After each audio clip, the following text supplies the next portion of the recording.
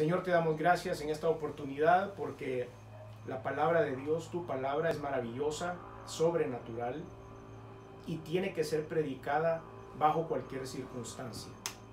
Señor, nos has llamado a ser creativos en los momentos de dificultad y a buscar lo bueno de las crisis. Y es por eso que hoy, Señor, nos estamos conectando, todo este grupo, el cual hemos decidido seguir adelante en el estudio de la palabra de Dios, seguir adelante, Señor, en nuestras reuniones de edificación espiritual. Y aunque estemos conectados a través de una plataforma electrónica, queremos pedirte, Señor, que tu presencia nos invada en cada uno de los lugares en donde estemos, en cada uno de los rincones de este país, en cada hogar, en cada habitación. Señor, te pido que visites a mis hermanos bajo la unción del Espíritu de Dios, que puedas tocar sus vidas y que puedas llenarnos, Señor, siempre bajo esta modalidad que hoy estamos estrenando. Tu palabra será predicada, no hay barreras que nos lo impidan hacer, lo vamos a hacer como sea, y a ti sea siempre la honra y la gloria. En el nombre de Jesús. Amén. Bueno, bienvenidos una vez más. Estamos siguiendo con nuestra serie Compartamos las Buenas Nuevas, y en esta oportunidad vamos a tocar el tema Toda persona necesita felicidad. Hemos venido estudiando algunos temas en los cuales hemos entendido que toda persona necesita algo. En esta oportunidad estoy seguro que todos estarán de acuerdo. Necesitamos felicidad, necesitamos paz en el corazón, necesitamos vivir nuestra vida bien, aún en medio de las crisis y de los problemas que enfrentamos. Es necesario entender la seriedad de esta crisis del coronavirus y manejarlo de acuerdo a lo que las instituciones lo dicen, sin entrar en ningún tipo de pánico ni de temor. He tenido la oportunidad de andar viajando en los últimos días y he visto cómo algunas personas lo manejan de una forma y otros de otra. Pero nosotros los cristianos sabemos que se hará la voluntad de Dios. Y la voluntad de Dios siempre es buena para sus hijos. Así que tenemos que llenar nuestro corazón de felicidad. Nuestro texto que vamos a estar utilizando a lo largo de todo este estudio está en el libro de Eclesiastés. Vamos a estar analizando algunas de las posiciones teológicas de uno de los hombres más sabios que ha pisado esta tierra, que era Salomón. Salomón es, inspirado por el Espíritu Santo, el escritor del libro de Eclesiastés, que traducido significa el predicador. Vamos a estar en el capítulo 1, versículos del 1 al 3. Si usted tiene su Biblia en su mano, nos puede acompañar. Y los versículos del 1 al 3 dicen: palabras del predicador, hijo de David, rey en Jerusalén. Vanidad de vanidades, dijo el predicador, vanidad de vanidades, todo es vanidad. ¿Qué provecho tiene el hombre de todo su trabajo con que se afana debajo del sol? Y vamos a analizar esto porque la vanidad no necesariamente es una fuente de felicidad. Nuestro objetivo en esta oportunidad es que logremos que cada persona pueda encontrar a Dios, en Dios la felicidad o dicha que necesita y darle sentido de propósito a su vida. Antes de continuar con el estudio, si alguien de ustedes no escucha bien o tenemos algún problema en la transmisión o sienten que yo estoy hablando muy suave y no me escuchan, le pido escriban en el chat del grupo de WhatsApp. Hermana Sori va a estar monitoreándolo, de manera que ustedes me digan si yo tengo que hablar un poco más fuerte o estamos bien así como estamos. Lo efímero del éxito y la satisfacción de este mundo. Vamos a contar una historia que narra un pastor, nuestro hermano David Jeremiah, y dice él que tuvo la oportunidad de poder entrevistar a uno de los primeros escaladores del Monte Everest, uno de los primeros que llegaron a la cima. Y Sir Edmund Hillary, quien fue este primer hombre, cuando fue entrevistado le preguntaron que qué había sentido cuando llegó a la cima, y él dijo que como no pueden estar mucho tiempo en ese lugar porque no hay oxígeno, no pueden estar mucho tiempo ahí porque no hay vida ahí, no hay nada que pueda vivir en ese lugar. Están unos cuantos minutos, ponen un pie de un lado de China, ponen un pie en el otro lado de Nepal y se toman una foto, hacen un saludo y tienen que empezar su descenso. Entonces él dijo que el éxtasis del éxito en haber llegado hasta la cima le había tomado unos cuantos minutos nada más y después tuvo que enfrentar otra vez la crisis, que era el descenso tan peligroso de este monte. Después, más adelante, en mayo de 1996, el periodista John Crocker fue parte de una expedición que alcanzó la cima del Everest también. Pero 12 de sus compañeros murieron al descender del monte. Por lo tanto, él dice también que unos cuantos segundos pudo sentir en su cuerpo ese placer, esa felicidad que le dio el haber conquistado esa meta, pero que después inmediatamente eso pasó y vino después a un inmenso dolor con la pérdida de sus compañeros. Y como podemos ver, las cuestiones humanas a veces nos pueden llenar de mucho gozo momentáneo, los placeres momentáneos. Las satisfacciones muchas veces en la parte humana son momentáneas, pero debemos nosotros entender que solamente el Señor Jesucristo, solamente la palabra de Dios va a llenar nuestro corazón de una manera permanente y eterna. Y esas son las cosas que tenemos que aprender. El punto número 1 que quiero compartir con ustedes es buscando felicidad en el lugar equivocado. Y eso precisamente es lo que le pasó al rey Salomón. Porque este hombre, siendo uno de los hombres más sabios que ha pisado la tierra, a la cual esa sabiduría se le regaló el Señor cuando él fue nombrado rey de Israel, hizo muchas cosas buenas y fue de mucha ayuda para el ministerio de Dios sobre la faz del mundo. Pero al final de sus días, él cayó en una apostasía. Esto debido a la influencia de las múltiples esposas que tuvo. Y estas lo empujaron a la idolatría. Vamos a hacer un repaso sobre esta historia en primer libro de Reyes, capítulo 11, versículos del 4 al 6. Primer libro de Reyes 11, del 4 al 6. Y dice la escritura: y cuando Salomón era ya viejo, sus mujeres inclinaron su corazón tras dioses ajenos, y su corazón no era perfecto con Jehová su Dios, como el corazón de su padre David. Porque Salomón siguió a Astoret, diosa de los sidonios, y a Milcom, ídolo abominable de los amonitas. E hizo Salomón lo malo ante los ojos de Jehová, y no siguió cumplidamente a Jehová como David su padre. Y aquí queda registrada esta historia del rey Salomón. Yo siempre lo he dicho, el rey Salomón debió haber pasado sus mejores momentos como rey. Después tuvo sus momentos de desenfreno, ya quizá entrado en años. Y al final, en el ocaso de su vida, tuvo la oportunidad de arrepentirse, de regresar y sentarse, siempre pongo esta ilustración, en una mecedora en la terraza de su casa con un café, y empezó a meditar lo bueno y lo malo que había hecho en su vida. Y cómo casi en los últimos años había perdido su cercanía a Dios.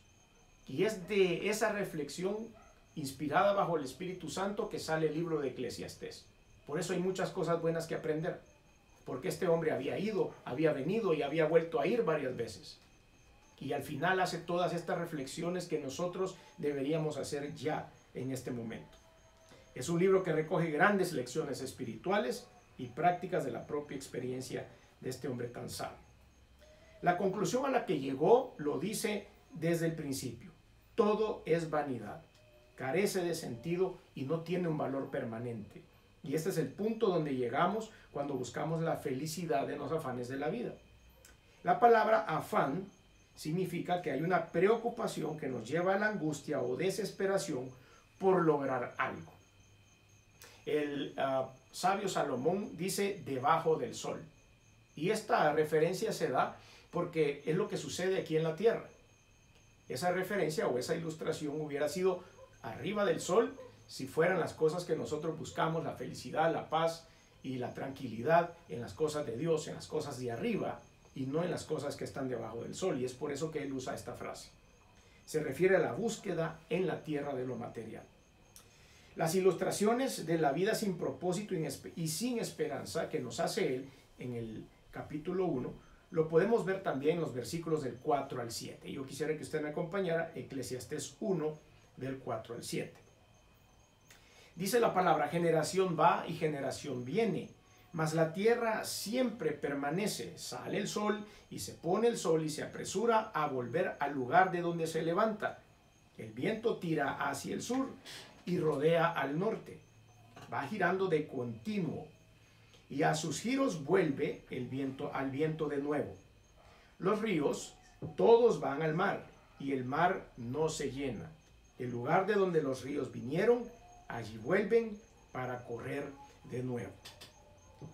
Entonces hay 4 verdades por lo menos que podemos encontrar acá. La primera de ellas es que es el curso natural de la vida. El curso natural de la vida es que amanezca y es que se oculte el sol y que vuelva a salir. Es como ese cielo, es como el día. Mañana será otro día, otra oportunidad para vivir nuestra vida. Es como el ciclo natural del agua también, que sale de un manantial, corre a través de un río, llega hasta los océanos, después se evapora, produce lluvia y empieza el ciclo del agua otra vez. Pues así mismo es también nuestro ciclo de nuestra vida diaria. Nos amanecemos, nos bañamos, nos lavamos la cara. Hoy nos tenemos que lavar muy bien las manos, echarnos nuestra gel alcohol antes de salir de la casa, etc. Esto para combatir este virus que ahora anda merodeando por nuestros países. Pero todo se vuelve un ciclo y a veces la vida se vuelve aburrida por eso. Pero cuando tenemos la sorpresa de la presencia de Dios, cuando tenemos la sorpresa todos los días de llegar en oración y que Dios nos revele algo en nuestro corazón, o cuando vemos esas cosas que nosotros pensábamos que iba a ser un día normal, un día estándar para nosotros, y Dios se aparece en la figura de un ser querido, en un texto bíblico a través de una red social o cualquier otro evento, es cuando nos damos cuenta de la presencia de Dios y eso sobrenatural, arriba del sol, empieza a marcar la diferencia en nuestra vida. La vida puede convertirse, entonces, si volvemos a las cosas de la tierra, en una experiencia fatigosa y sin beneficio. Hace poco vino un amigo de mi hijo Andrés, acá a El Salvador, estuvo una semana. Él nació en Chicago y ha sido criado en los Estados Unidos. De ascendencia palestina, este muchacho llegó a este lugar sin saber que él se iba a encontrar en El Salvador. Solo había leído y escuchado noticias peligrosas acerca de este lugar. Pero cuando él vino aquí, conoció, y lo llevábamos a conocer lugares turísticos, etc., él se dio cuenta que El Salvador no era lo que decían las noticias. Pero sobre todo, dice, abrazó algo bien importante. Y dice, aquí la gente con poco es feliz. La gente vive con mucha escasez en este país. Pero así sonríen. Y así han sido muy amables con nosotros. Y es por eso que nos damos cuenta que no necesariamente las posesiones materiales pueden hacer feliz el corazón de un ser humano.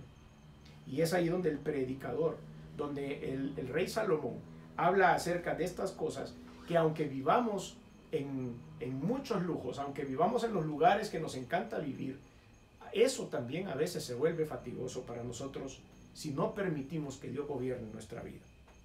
Eclesiastés capítulo 1, pero en los versículos del 8 al 11, dice lo siguiente: todas las cosas son fatigosas más de lo que el hombre puede expresar.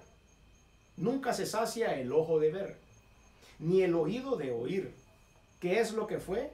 Lo mismo que será. ¿Qué es lo que ha sido hecho? Lo mismo que se hará. Y nada hay nuevo debajo del sol. Hay algo que se puede decir: he aquí, esto es nuevo.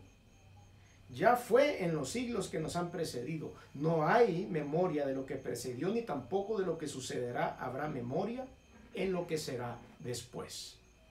¿Qué significa esto? Algunos de nosotros ya tenemos algunas décadas de vivir. Y a veces nos toca darle consejos a los jóvenes. Y los jóvenes resulta que han sentido o están sintiendo cosas que nosotros también sentimos. Todo tiene el mismo sentido, todo tiene el mismo ciclo. Nosotros pasamos por una adolescencia y sentimos lo que sienten nuestros jóvenes y nos damos cuenta que las cosas no han cambiado.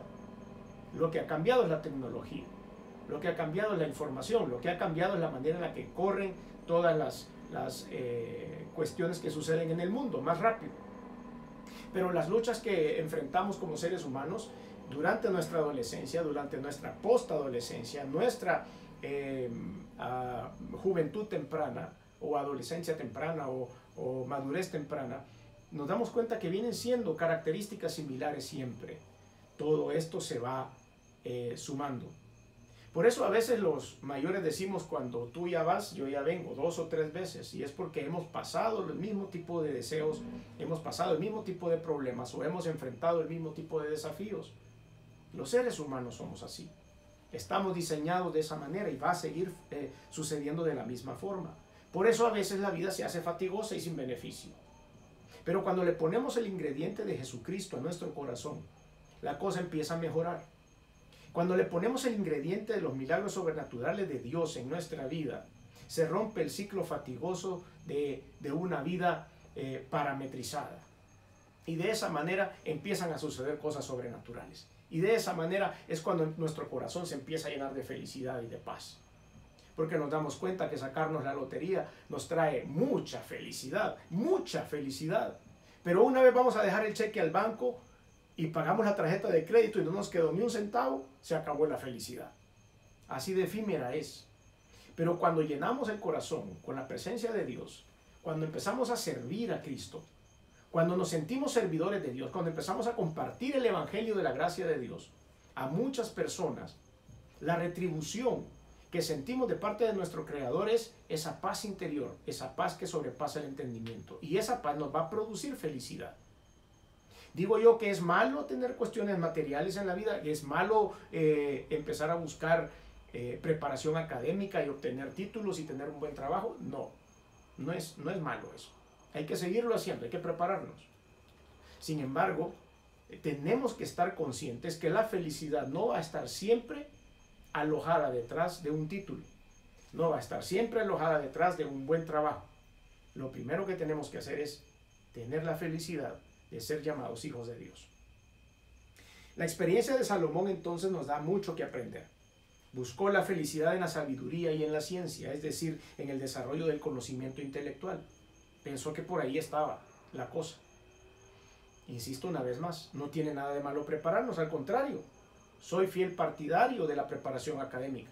Soy fiel partidario de que tenemos que ser ciudadanos que estemos preparados, con una buena conversación en todo donde vayamos, que siempre tengamos un conocimiento, aunque sea limitado, pero de todo. He sido siempre un partidario de esto, pero que eso no sea mi herramienta. Que eso no sea solo mi escudo de decir soy muy capacitado y tengo mucho potencial académico. Porque ¿de qué me sirve todo esto si no tengo la unción del Espíritu Santo? Eclesiastés capítulo 1, versículos del 12 al 18 dice la Biblia: Yo, el predicador, fui rey sobre Israel en Jerusalén. De entrada en este versículo él nos está dando su currículum.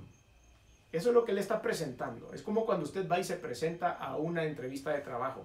Lo primero que dice: yo, el predicador, fui rey sobre Israel, sobre Jerusalén, y di mi corazón a inquirir y a buscar con sabiduría todo lo que se hace debajo del cielo.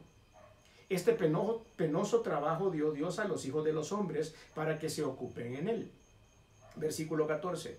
Miré y todas las obras que se hacen debajo del sol, y he aquí todo ello es vanidad y aflicción de espíritu. Lo torcido no se puede enderezar, y lo incompleto no puede contarse. Hablé yo en mi corazón diciendo: he aquí yo me he engrandecido y he crecido en sabiduría sobre todos los que fueron antes de mí en Jerusalén. Quiere decir que él estaba consciente de que era un hombre sabio. Pero cuando uno está consciente de que es un hombre sabio, cuando uno está consciente de todos los títulos que tiene, automáticamente, sin quererlo, empezamos a perder la humildad. Y mi corazón ha percibido mucha sabiduría y ciencia, sigue diciendo Salomón. En el versículo 17, y dediqué mi corazón a conocer la sabiduría y también a entender las locuras y los desvaríos. Conocí que aun esto era aflicción de espíritu, porque en la mucha sabiduría hay mucha molestia, y quien añade ciencia, añade dolor. A veces el conocer mucho, el saber mucho, nos hace pensar tanto que nos llega a confundir y a tener problemas en cuanto a la fe. Es por eso que hay muchas personas que han leído la Biblia, que la han estudiado mucho, que son unos grandes teólogos y tienen muchos títulos en cuestión de teología, pero tienen poca fe. Y es porque todo tratan de encontrarle una situación lógica. Pero cuando nosotros cultivamos la fe en el Señor Jesucristo como Salvador, el movimiento del Espíritu Santo dentro de nosotros nos ayuda Y entonces la ciencia se vuelve una herramienta más para poder entender el poder de Dios. Es por eso que tenemos que hacer un buen balance entre nuestra preparación académica y la unción y la presencia de Dios en nuestra vida. Otra de las cosas que hizo Salomón es que buscó felicidad en los placeres del mundo, en el vino, en la comida, en la música, en las propiedades, en los sirvientes y por supuesto en el dinero. Porque no solo fue el hombre más sabio del mundo, sino fue uno de los hombres más ricos del mundo.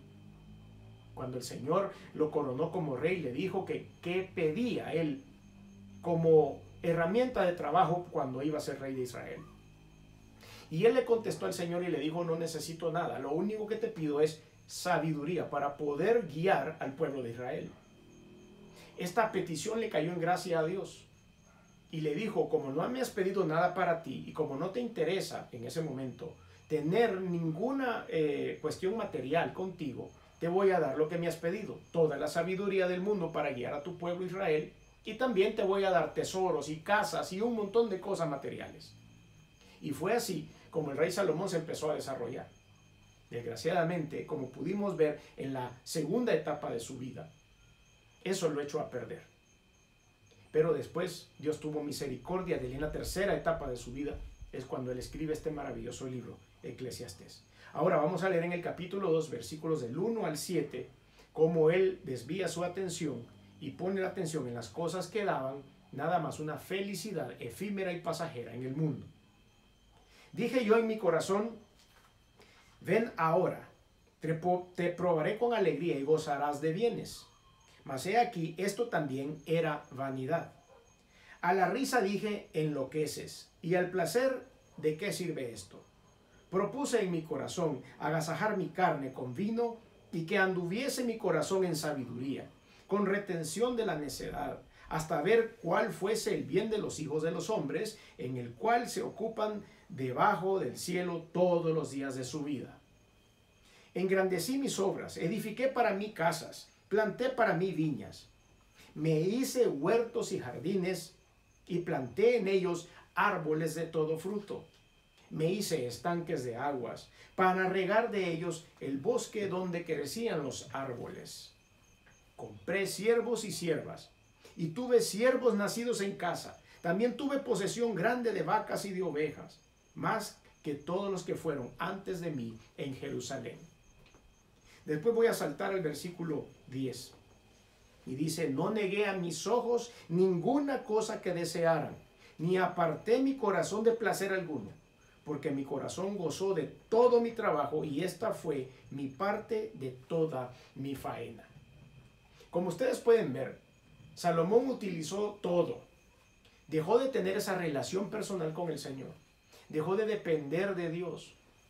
Y como ya tenía sabiduría, y como ya había sido escogido por Dios, y como ya era rey de Israel, empezó a apartar su mirada del centro. Quitó la mirada del target, quitó la mirada del blanco que tenía que él estar apuntando siempre en el propósito de Dios en su vida. Y entonces empezó a fijar en todo esto material. Y es ahí donde la vida de Salomón se empieza a salir del rumbo. Y al final de todo se da cuenta que eso nada más era una efímera felicidad. También buscó felicidad en ocuparse del trabajo. Algunos de nosotros somos workaholic, como dicen en los Estados Unidos, somos adictos al trabajo. Tratamos de hacer muchas cosas todo el tiempo porque pensamos que para eso venimos a este mundo. Pero veamos lo que opina Salomón acerca de esto en Eclesiastés 2:11. Miré yo luego todas las cosas o las obras que habían hecho mis manos y el trabajo que tomé para hacerlas, y he aquí, todo era vanidad y aflicción de espíritu, y sin provecho debajo del sol. Hizo un recuento, estando sentado en su mecedora, en la terraza de su casa, tomándose un café. Él empezó a hacer un recuento de todo y llegó hasta el momento del trabajo. Y él dijo: ¿habrá valido la pena?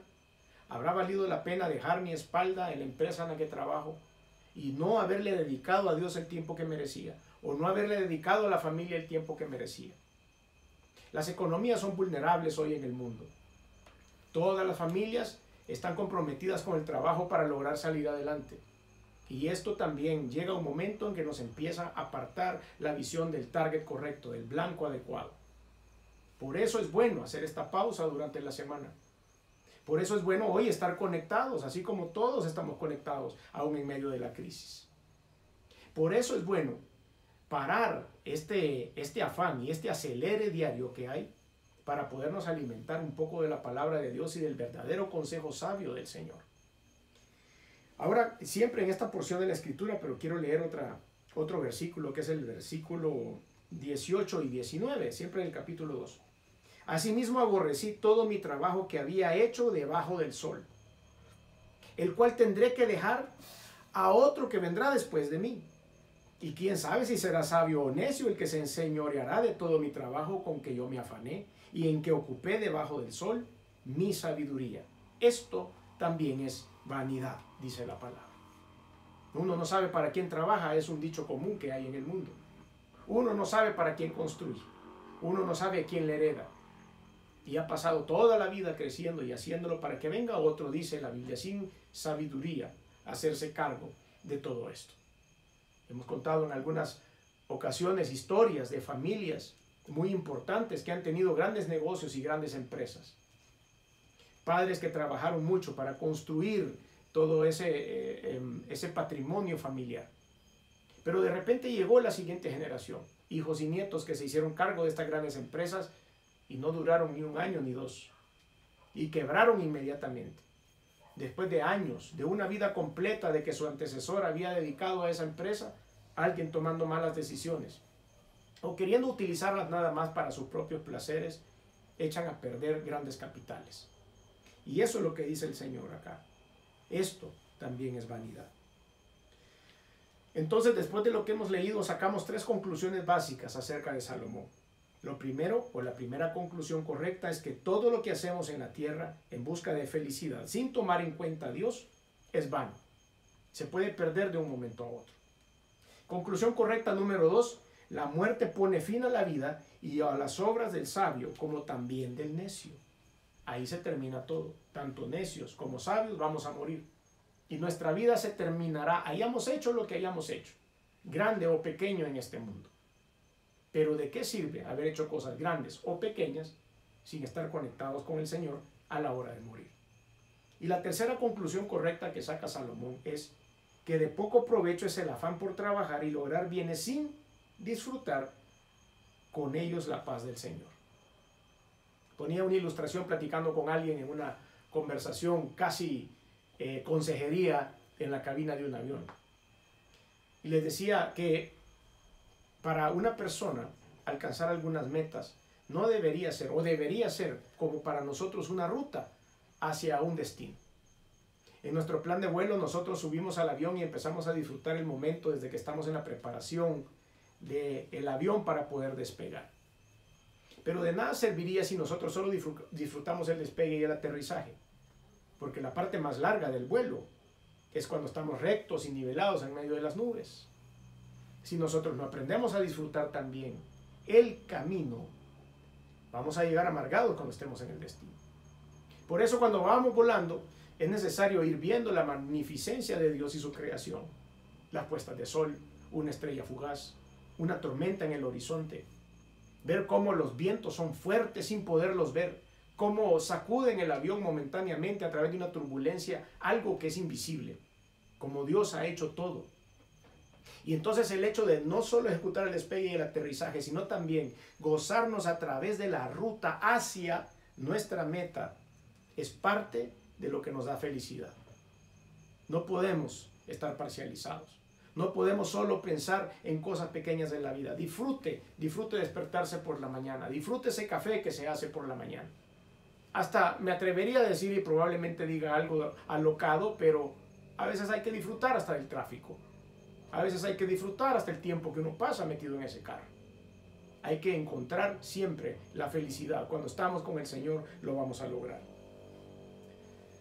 Eclesiastés capítulo 2 versículos del 21 al 23 dice la Biblia: que el hombre trabaje con sabiduría y con ciencia y con rectitud, y que haya de dar su hacienda a hombre que nunca trabajó de ello.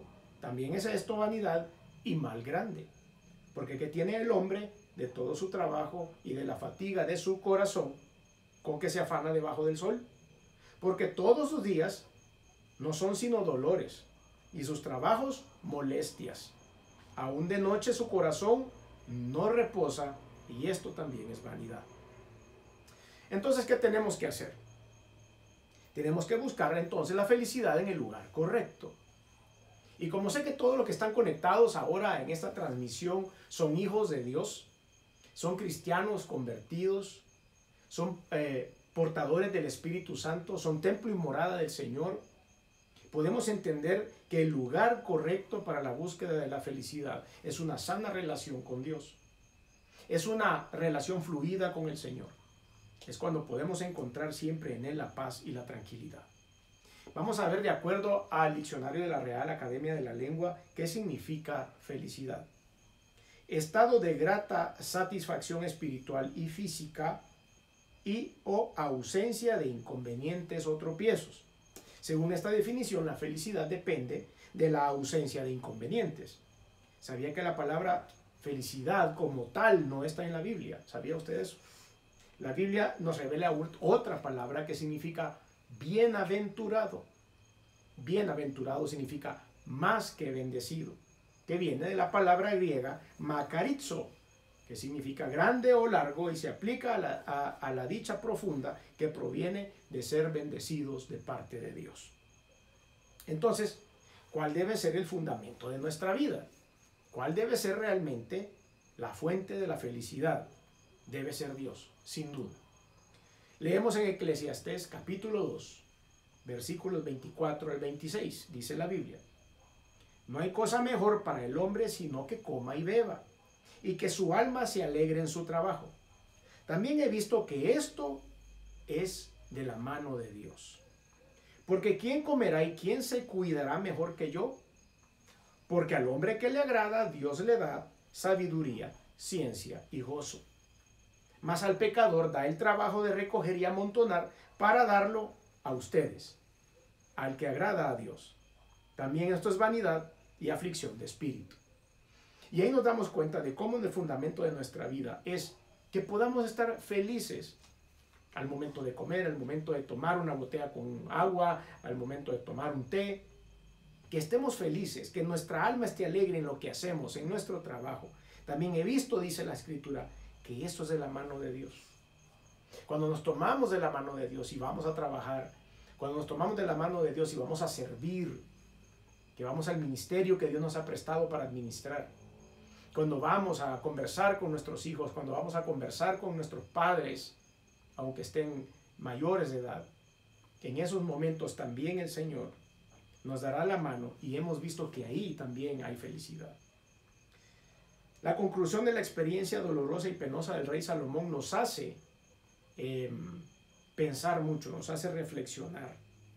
Y creo yo que una de las cosas más importantes que podemos leer en este libro es cómo cierra él el libro de Eclesiastés.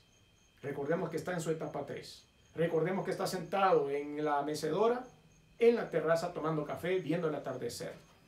En el ocaso de su vida, escribiendo las últimas partes. Y él cierra el libro, y me encanta, es uno de los versículos más importantes, con estas palabras. Eclesiastés capítulo 12, versículos 13 y 14, dice la Biblia: el fin de todo discurso es este: teme a Dios y guarda sus mandamientos, porque esto es el todo del hombre. Porque Dios traerá toda obra a juicio, juntamente con toda cosa encubierta, sea buena o sea mala. Cerramos entonces diciendo este discurso. El final de todo discurso es este: teme a Dios y guarda sus mandamientos, porque ese debe ser el todo suyo y el todo mío. Cuando nosotros nos alineamos a este todo, cuando nosotros realmente tememos a Dios y cumplimos las cosas que Él nos ha mandado a cumplir, nos va a llenar de paz y de felicidad el corazón. Y entonces vamos a sentir momentos de plenitud. Y entonces aún en medio de la crisis sentiremos esa tranquilidad y felicidad que solo Él nos puede dar. ¿Cuál es el error de mayor consecuencia entonces en nuestras vidas? que hemos visto a lo largo de este estudio y de todo lo que hizo mal Salomón, lo podemos ver en el libro del profeta Jeremías capítulo 2 versículo 13. Porque dos males ha hecho mi pueblo, me dejaron a mí fuente de agua viva y cavaron para sí cisternas rotas que no retienen el agua. Dos pasos que la humanidad comete como equivocación. Y el primero es dejar a Dios como la fuente de agua de vida y construir sus propias fuentes de agua, a donde cree que va a encontrar la felicidad, la plenitud, y que nos damos cuenta que es efímera, que dura unos cuantos minutos, así como escalar el monte Everest y llegar a la cima. Pero ustedes y yo vamos a encontrar siempre en el Señor Jesucristo la paz, la felicidad y el gozo. Cristo es el pan de vida y solamente Él puede saciar y satisfacer plenamente la necesidad del corazón humano. La felicidad o dicha de la vida solamente puede ser encontrada en Él. El rey David testificó sobre esto en un salmo. Salmo 16, versículo 11, dice la Biblia. Me mostrarás la senda de la vida. En tu presencia hay plenitud de gozo, delicias a tu diestra para siempre. Entonces ustedes y yo tenemos la necesidad de la felicidad. Ustedes y yo tenemos siempre la necesidad de poder llenar nuestro corazón de paz, de poder andar con una sonrisa, de poder tener nuestro gozo lleno de felicidad. Y esa felicidad la podemos encontrar en el Señor Jesucristo. Si en algún momento debemos enderezar alguno de nuestros caminos, si en algún momento debemos apuntar una vez más hacia el blanco correcto, este es el momento de hacerlo.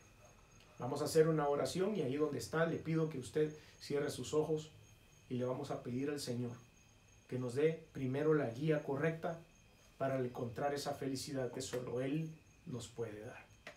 Oremos. Señor, te doy gracias primero por darnos esta oportunidad maravillosa de poder estar conectados con todos nuestros hermanos, de poder haber cumplido este propósito, Señor, de poder compartir la palabra de Dios.